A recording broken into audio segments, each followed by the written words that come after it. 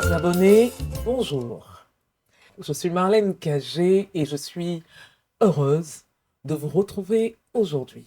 Nous avons reçu de nombreux messages de votre part, de nombreux coups de fil, ce qui était signe effectivement de votre fidélité, de votre attachement, de votre attention envers votre chaîne.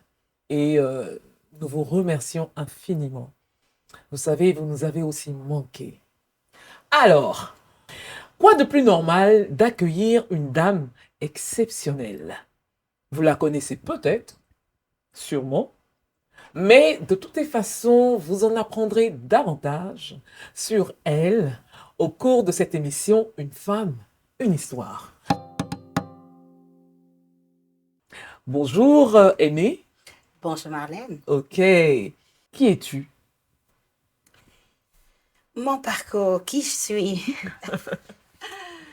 Moi, je suis Aimée Kazadi. Je ne suis pas née Kazadi. Kazadi, c'est mon mari. Uh-huh. Je suis devenue Kazadi par les liens du mariage. Et quand on me demande de me définir, j'aime commencer par là et de dire, je suis la fille du roi des rois. Oh. Je suis la princesse de Jésus. Sa bien-aimé, sans lui, ma vie n'aurait pas de sens. Mhm. Donc, oui, c'est à ce point-là que pour moi, c'était important de rencontrer un homme qui soit aussi le Fils de Dieu. Tu as puisé ta force et puis ta détermination dans la parole de Dieu. Oui.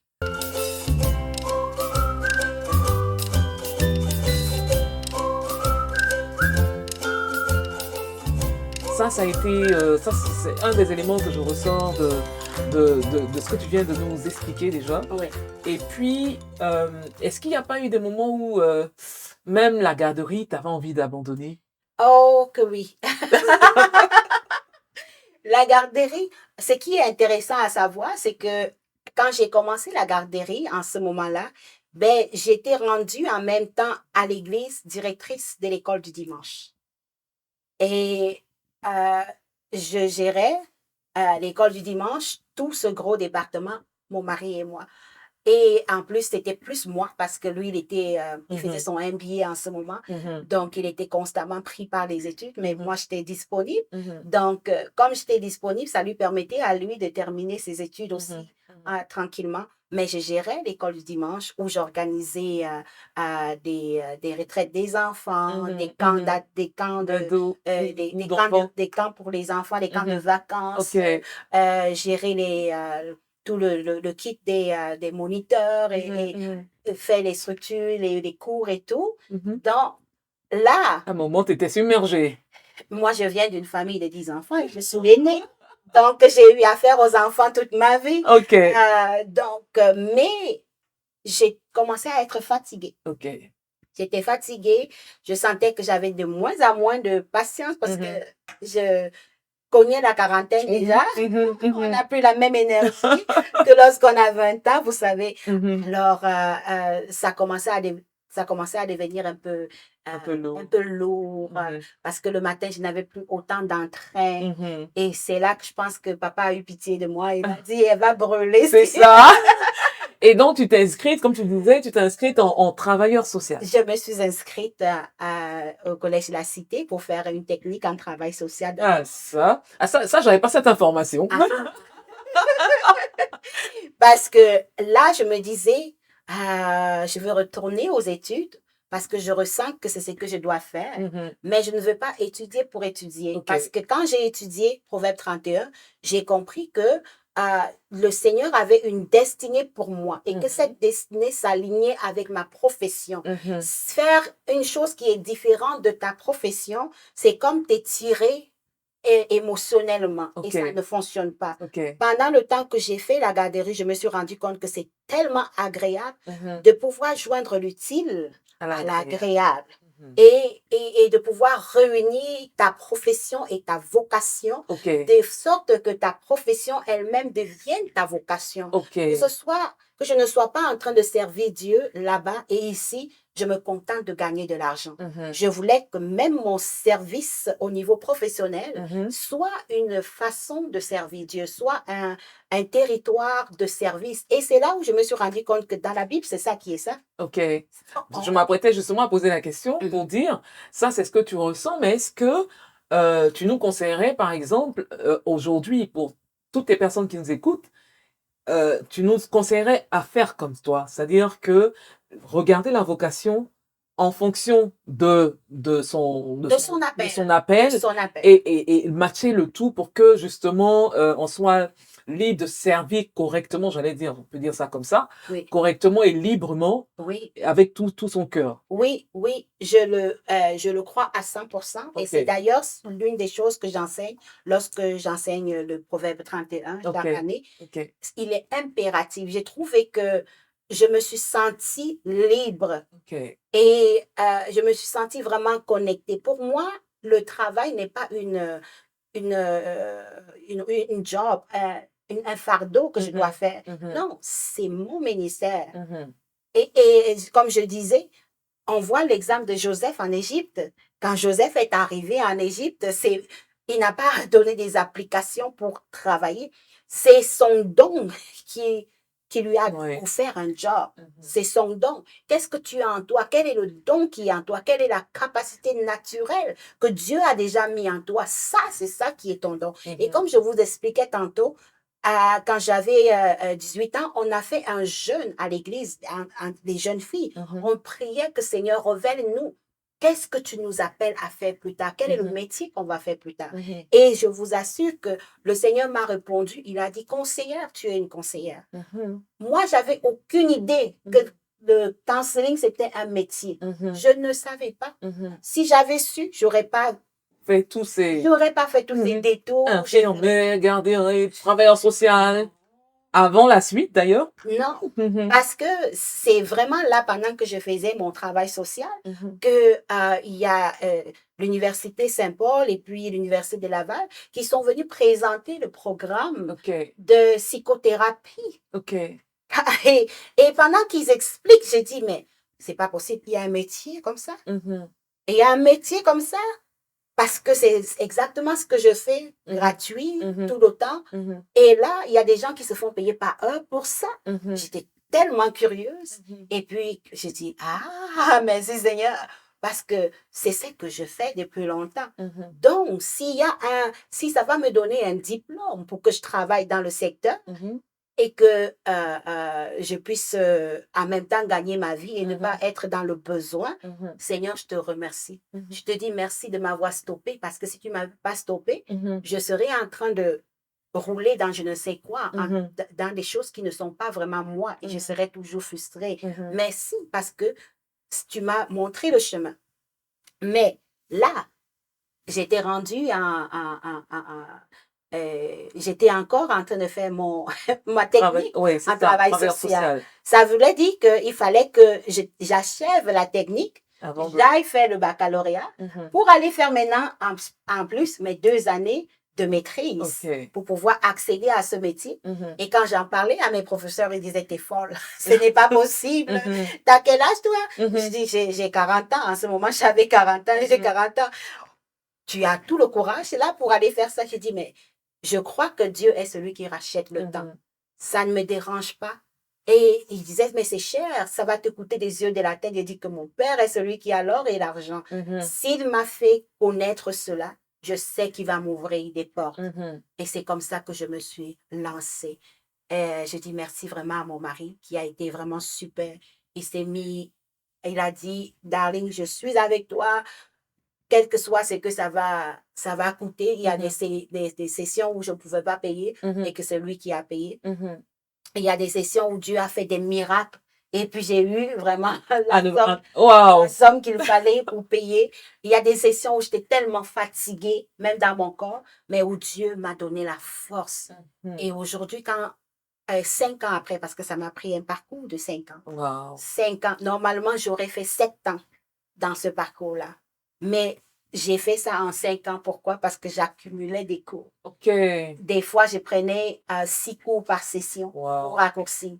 Et parce que j'avais été infirmière, j'ai pu terminer mon deck en travail social plus vite que tout le monde. OK. J'ai sauté une session au complet OK. parce qu'ils m'ont donné quelques crédits et OK. puis je n'ai pas eu à faire les Wow. placements. Wow. Donc, voilà pourquoi, rapidement, même arrivé au niveau maîtrise, j'ai prenais plein de cours pour terminer rapidement. Oh là là.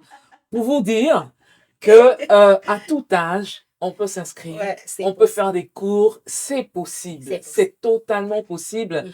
Ne point rester assis à se morfondre, mais quand on a une vision, des objectifs à atteindre, et il faut donner les moyens de les atteindre. Donc cette détermination que je sens, que j'ai sentie en tout cas chez Aimé, c'est absolument formidable. Et franchement, moi, ça me booste.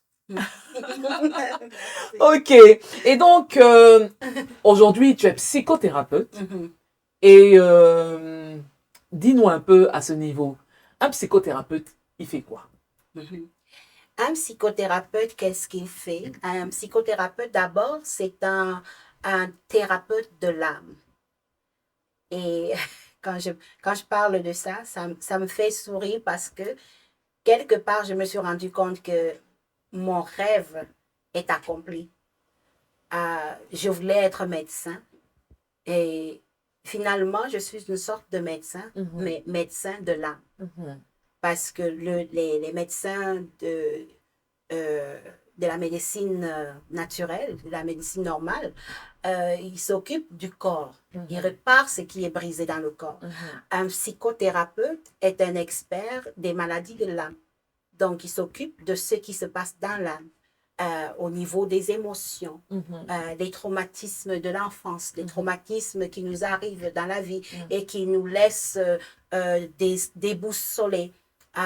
Comment traverser un deuil, qu'est-ce qui se passe dans mon âme quand je suis en deuil, comprendre pourquoi je suis triste, pourquoi je pleure, pourquoi ça fait longtemps que je suis dans ce deuil-là.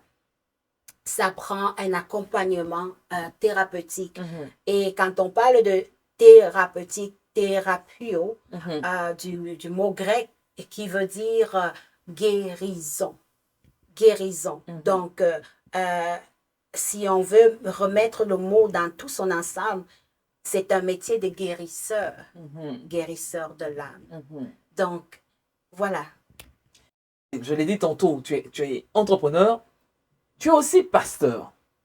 Tu nous as déjà dit, tu es mère, épouse et tout. Comment est-ce que tu réussis aujourd'hui là à concilier tout ça?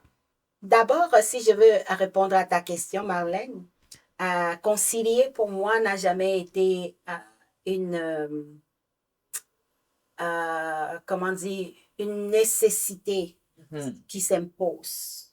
Pourquoi? Parce que lorsque le Seigneur m'a dit, je veux te révéler ton identité de femme, c'était un plaisir pour moi de cheminer avec Dieu et de le laisser me parler de ma nature de femme. Qui est-ce que j'étais? Et en lisant le Proverbe 31, en découvrant cette femme qui est une seule, mais qu'on a l'impression qu'elle est multi, donc elle est présente dans beaucoup de choses, ça m'a réconciliée avec moi-même. Ça m'a réconciliée avec plusieurs idées que je pouvais avoir, que de me dire non, il faut à tout prix que je réussisse dans ce domaine pour être quelqu'un, pour être celle-ci ou celle-là. Donc, j'avais plus de, comment on dit ça? J'avais plus de stress ou de stress, que je me mettais. J'allais au jour le jour. Au jour le jour. Pendant que je faisais mon baccalauréat, il y a eu ce groupe de femmes qui est venu vers moi pour me demander si je pouvais intervenir en tant que travailleuse sociale dans un problème qui se passait. Et je l'ai fait. J'ai organisé un temps de jeûne, un temps de prière. Pendant 21 jours, on a prié. Vous avez certainement déjà entendu cette histoire. Et après le 21e jour, il y a eu de la transformation. Et les femmes m'ont dit, pas possible que nous, on débarque. Ce que tu nous as montré pendant ces 21 jours, on aimerait que ça continue. Et moi, j'ai demandé au Seigneur, mais est-ce que c'est the next move? Est-ce que c'est la chose prochaine qu'on fait? Parce que moi, je ne sais pas si j'ai la place dans mon plat pour mettre ceci. C'est ça. Et le Seigneur m'a dit, entraîne-les dans ce que tu fais déjà. OK. Et qu'est-ce que je faisais déjà? Depuis que je suis très jeune, on a cultivé l'habitude dans ma famille, on se réveillait à 5 heures, on priait. OK. Et c'était du lundi au dimanche. À 5 heures du matin, on se levait, on priait jusqu'à 6 heures. Après ça, on faisait nos travaux ménagers et on allait à l'école. Donc, j'ai continué ça. Pour moi, ce n'est pas comme un extra que je viens mettre dans mon plat. C'est ça la meilleure des choses avec le Seigneur. Quand tu rentres dans son école, il te prépare pour les choses qui t'attendent plus loin. Tu ne sais pas. Mais en tout cas, c'est un chant, un peu comme David dans le chant qui s'entraînait avec les lions et tout cela, ils ne savaient pas. Mais juste en le faisant, ça t'ouvre d'autres portes. Alors, j'ai dit aux femmes, oui, je veux bien le faire, mais je ne veux pas me créer un temps extra pour le faire. Parce que voici les directives que Dieu m'a données. Donc, je reste là pour que ce ne soit pas un fardeau pour moi plus tard, que ce ne soit pas une tâche lourde. Et les femmes ont embarqué. Et voilà pourquoi, trouver mon 31, on prie à 5 heures du matin. Parce que c'était mon heure de visitation avec le Seigneur. Et s'il me choisissait pour faire ça, il n'allait pas me donner une charge qui soit difficile pour moi à porter. C'est ça. Et quand je suis arrivée au niveau maîtrise, où c'était surtout la dernière année où ça devenait beaucoup lourd, mais Dieu se pourvoit à lui-même. L'Éternel est mon berger, je ne manquerai de rien. Right? Alors il a pourvu, il a amené des personnes qui étaient capables de soutenir l'œuvre, de façon que même lorsque je n'étais pas là, ça roulait, parce que j'avais besoin d'être active dans quelque chose d'autre. Donc, je ne prends pas l'œuvre de Dieu comme si c'était ma chose à moi. C'est l'œuvre de Dieu et la Bible nous dit que à l'œuvre de l'Éternel, il se pourvoit. À la montagne du Seigneur, il se pourvoit. Donc, il se pourvoira toujours. Et je me dispose pour être à son service, mais je le laisse diriger parce que c'est lui. Je ne veux pas m'épuiser. C'est ça. Non. Non, c'est son œuvre, c'est pas mon œuvre. Si c'est mon œuvre, je vais m'épuiser parce que je vais toujours essayer de faire les choses à ma façon et c'est épuisant. Mais lorsque je lui fais confiance et que moi je le suis, c'est tellement plus relax. Donc voilà pourquoi je suis capable d'être entrepreneur, femme de Monsieur Kazadi, la mère de tous mes enfants. Et tout cela parce que je le suis dans chacun de ces mouvements-là. Je suis sa direction. Quand ça commence à devenir lourd, je m'arrête et je me demande qu'est-ce que j'ai mis dedans qui n'était pas supposé être. C'est ça. Parce que l'œuvre de Dieu n'est pas supposée être un fardeau. Je m'arrête et je dis, mais qu'est-ce qu'il y a? Et je demande au Saint-Esprit. La Bible nous dit qu'il nous révélera toutes choses. Donc, il va me révéler. Il y a telle chose là. C'est l'objet interdit qui est rentré.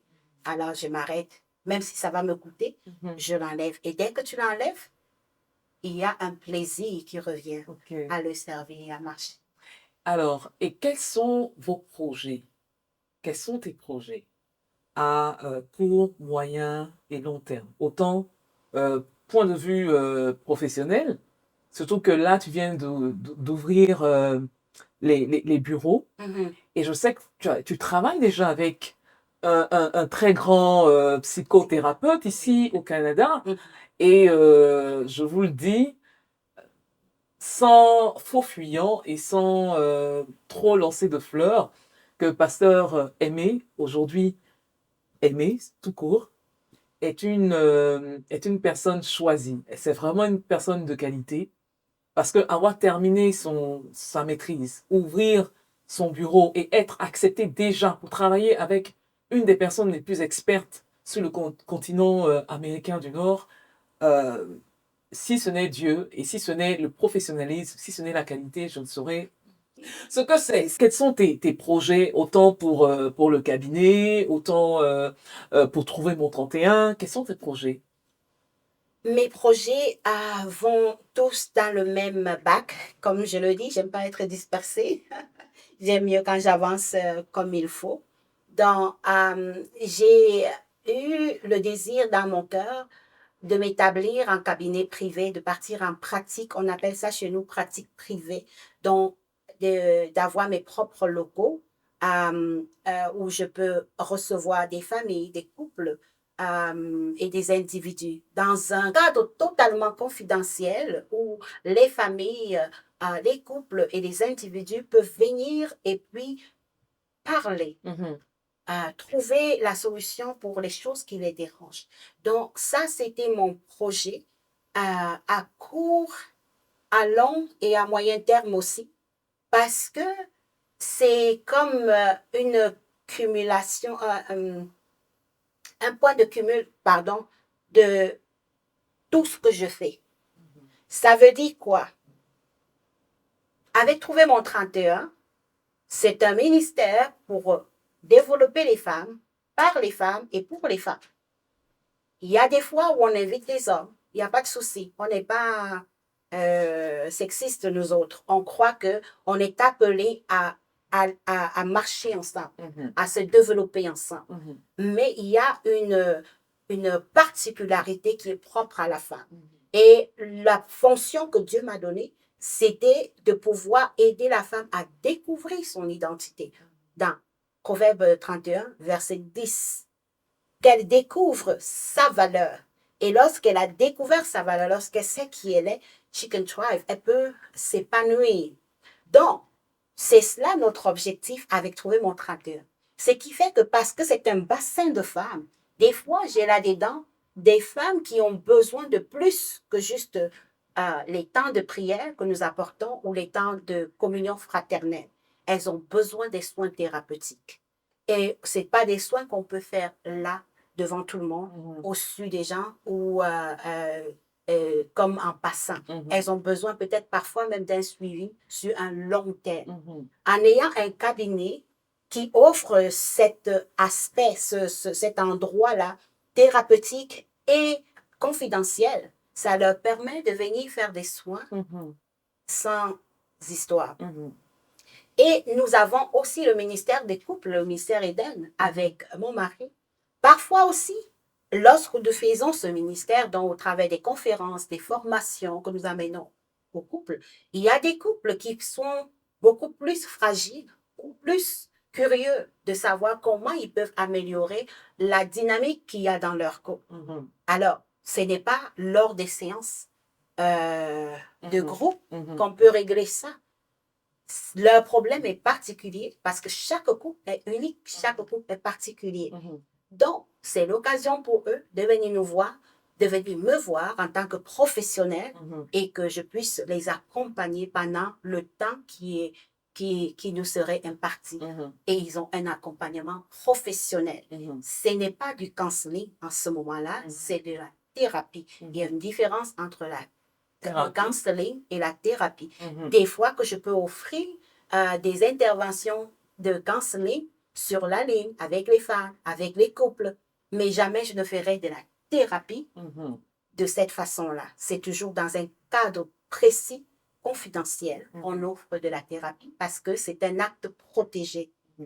Et il faut en ce moment qu'il y ait une bonne alliance entre la personne et nous. Donc, vous voyez que j'arrive à concilier le travail, le ministère et ma vie familiale aussi, parce que ça me permet, en mettant les deux dans un, ça me libère du temps et de l'énergie pour m'occuper de mes enfants et de ma maison. Parce que quand une maison est en désordre, même ton cerveau est en désordre. Donc, ça, effectivement. Ça me donne au moins la capacité de pouvoir faire cela. OK. Alors, nous tirons à la fin de notre émission, de notre entretien avec Aimée Kazadi. Dis-nous, Aimée, nous avons entendu ton histoire depuis les États-Unis jusqu'ici au Canada. Quels conseils tu nous laisserais? Quel conseil je laisserai à mes chers spectateurs? C'est ça, les internautes. Suivre le conseil du Seigneur. Suivre ses directives. Il ne nous amène pas dans un endroit desséché.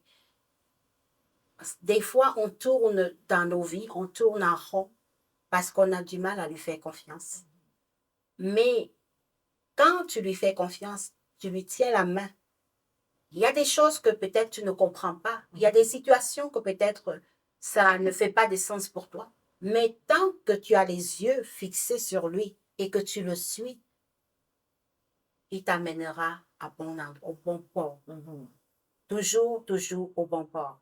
Mon parcours atypique m'a permis de comprendre que l'Éternel n'est pas un homme pour mentir, ni un homme pour se repentir. Il a dit, je serai avec vous tous les jours jusqu'à la fin du monde.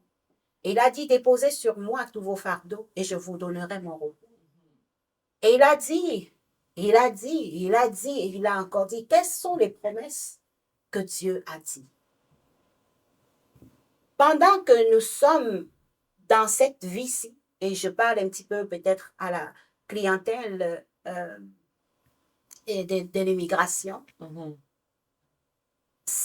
ne soyons pas juste concentrés à rechercher comment s'enrichir, comment réussir, comment cesser. La Bible dit que Dieu connaît que nous avons besoin de toutes ces choses et il le donne même à ses enfants pendant qu'ils dorment. Comprenez-vous ça? Il le donne à ses enfants même pendant qu'ils dorment. Pendant les 5 années où j'ai appris à compter sur lui, il m'a donné tellement de choses. Je pourrais dire qu'il m'a donné ça pendant que je dormais. Aujourd'hui, je me considère comme une professionnelle de la santé mentale,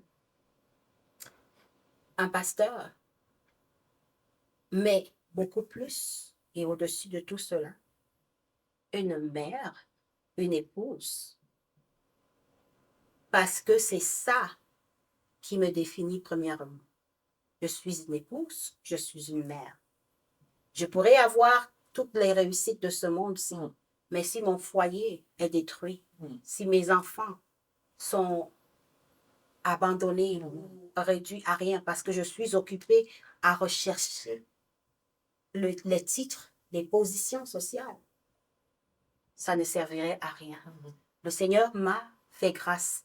Il m'a appris à remettre les priorités à leur place.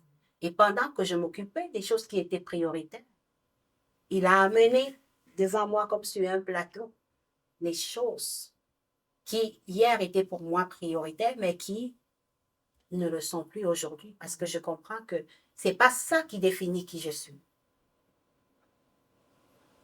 Le jour où je vais fermer les yeux de ce monde-ci, et il y a plusieurs d'entre vous qui oublieront qui je suis, mais mes enfants ne pourront jamais oublier qui je suis. Mon mari ne pourra jamais oublier qui je suis. Les enfants spirituels que Dieu me donne, qui s'attachent à moi, non pas seulement comme une personne qu'ils connaissent, mais comme une personne qui a de l'influence dans leur vie, ils ne pourront jamais oublier.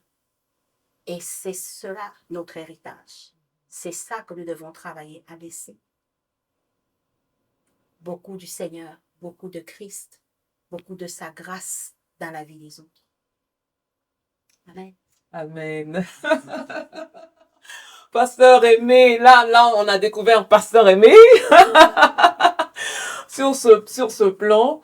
Et au niveau, j'allais dire, au niveau professionnel, que dirais-tu aussi pour quelqu'un qui arrive dans ce pays ou même qui est hors de ce pays puisqu'on nous écoute de par le monde? Quel conseil aussi à ce niveau professionnel donnerais-tu à quelqu'un pour le booster d'où il est? Pour toi qui recherches comment percer dans la vie professionnelle, mon conseil serait d'abord d'avoir cette base-là de ta relation avec le Seigneur. J'ai appris et j'ai expérimenté le conseil du Saint-Esprit. Le Saint-Esprit, il nous dirige et il nous donne cette capacité de capter, de comprendre les choses. Le Seigneur m'a dit une fois, prie pour tes enfants. J'ai commencé à prier pour eux et j'ai commencé à prier pour leur orientation quand ils seront plus grands. C'est qu'ils vont faire. Et croyez-moi ou non, je suis allée en vacances, non, je suis allée dans une conférence aux États-Unis. Et là, il y a une jeune dame que je connaissais avant, mais avec qui j'avais pas vraiment grande relation, qui m'a approchée pour me dire, c'est pas croyable que je te rencontre aujourd'hui. Hier, j'ai eu un rêve. Je t'ai vu en rêve. Et j'étais en train de parler à chacun de tes 4 enfants. Et là, elle se met à me donner la révélation qu'elle a eue sur mes 4 enfants, sur les métiers qu'ils feront plus tard. Quoi de plus merveilleux que d'entendre une réponse? Parce que moi, j'ai jeûné, j'ai prié pour que Dieu me révèle cela, parce que Dieu me l'a mis à cœur.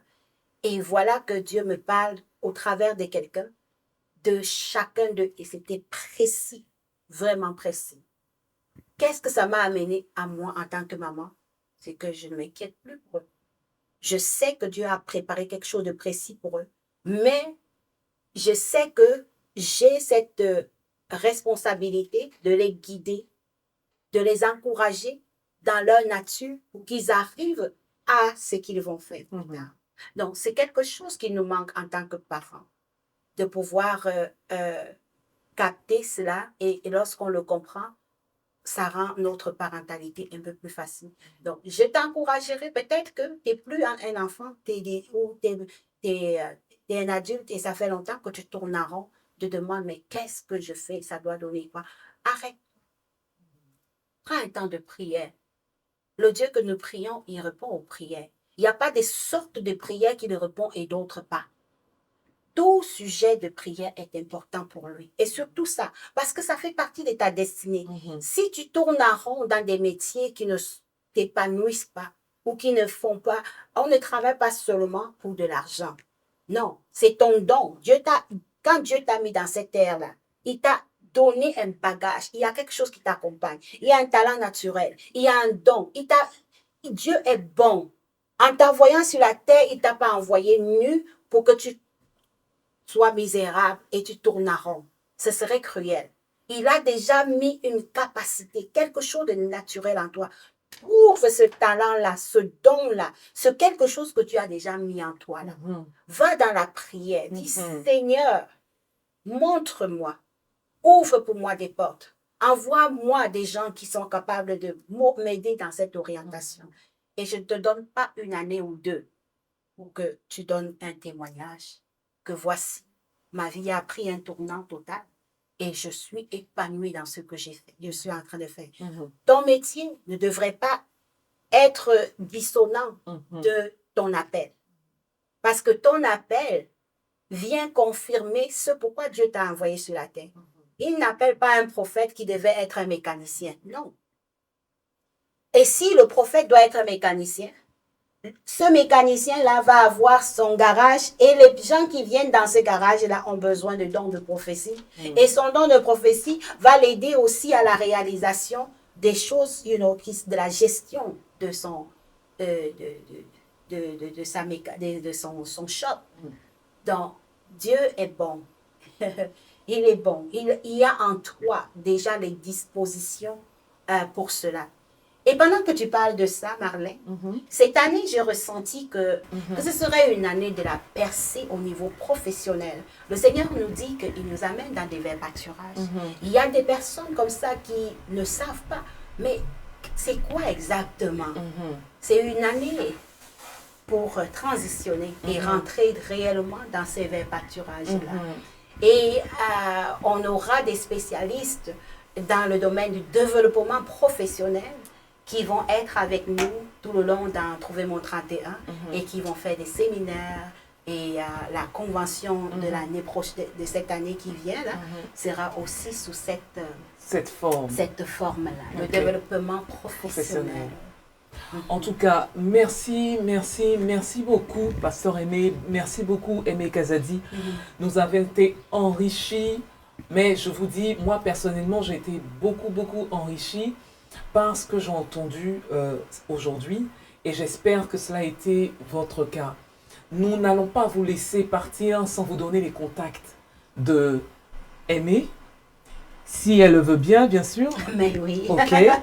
Alors, où est-ce qu'on pourrait te contacter si on veut passer au cabinet? Pour tous ceux qui veulent un temps de consultation avec moi, donc je réponds au numéro 343 309 9513. Donc je reprends. On va faire le +1 devant, parce qu'au cas où on t'appellerait de l'extérieur, ça va être un +1. Voilà, +1 tout simplement.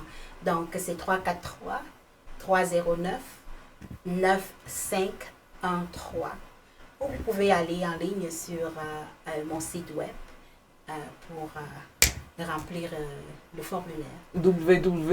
EdenCounselingServices.com. Ok. EdenCounseling Services. Non, il n'y a pas point. Ok. EdenCounselingServices.com. Ok. De toutes les façons, je pense qu'on vous mettra l'adresse au bas de la vidéo que vous suivez. Vous pourriez joindre Aimé Kazadi à tout instant à ce numéro-là ou sur le site web.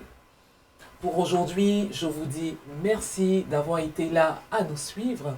Nous avons eu, comme je disais tantôt, un parcours de qualité exceptionnelle. Où que tu sois, qui que tu sois, assis à chercher quoi faire de ta vie professionnelle, de ta vie de tous les jours, une chose, attache-toi à Jésus, c'est vrai, et de l'autre, regarde ta vocation, regarde ta profession que tu souhaiterais faire, donne-toi des objectifs et persévère dans ce que tu as à faire. Pour l'année 2023, nous te souhaitons de te retrouver dans une année de pleine grâce et de pleine bénédiction dans de verts pâturages. C'était Une femme, une histoire avec le groupe Trouver mon 31 sur la chaîne LBS TV. Bien sûr, c'est la première émission avec Aimé Kazadi de l'année. Vous en aurez au moins une. Tous les mois, au moins, sinon plusieurs, mais nous aurons une série d'émissions, Une femme, une histoire, avec d'autres invités de qualité, et je vous invite à rester scotchés sur votre chaîne. Merci et à très bientôt. Très très bonne année 2023 avec les grâces de Dieu dans votre vie. À bientôt.